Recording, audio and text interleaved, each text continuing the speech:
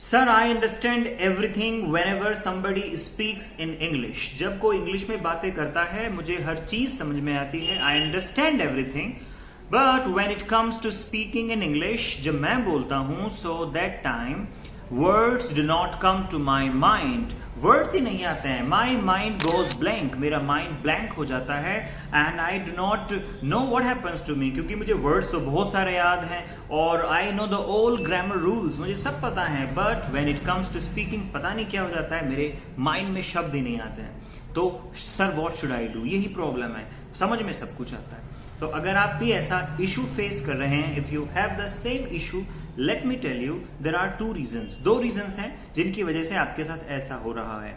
Very first thing is you need to come out from your comfort zone. आपको अपने comfort zone से बाहर आने की जरूरत है। You know what happens when students come to offline class, when I teach them, so they are very much familiar with me. मेरे साथ बड़े फेमिलियर होते हैं, they are very much open with me, बड़े ओपन होते हैं। But when they speak outside with people who are unknown to them, तो वहां पे उनका माइंड ब्लैंक इसलिए हो जाता है क्योंकि there is a fear of being judged, कि आपको कोई जज करेगा।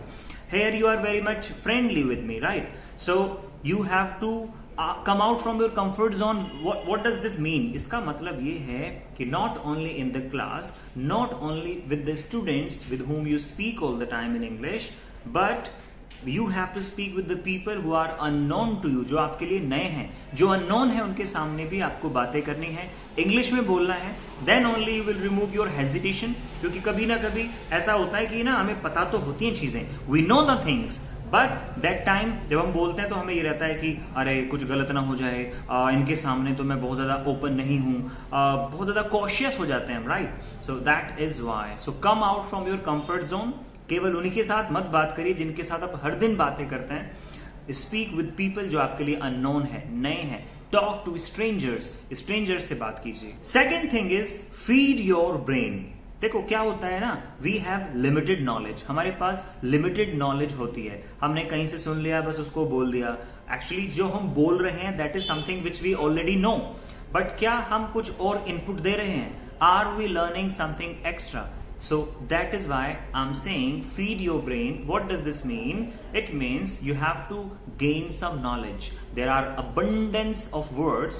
There are ample amount of words which you can learn just by watching some good podcasts, some good videos, from YouTube, by reading some good novels. There are a lot of words, innumerable words you can learn.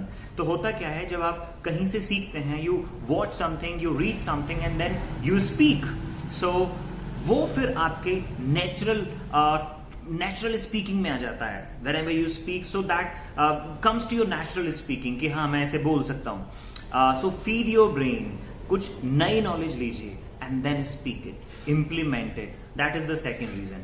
So come out from your comfort zone, and the second is feed your brain, learn good vocabulary, learn good sentences and speak with them as much as you can.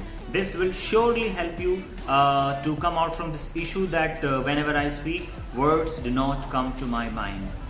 Thank you.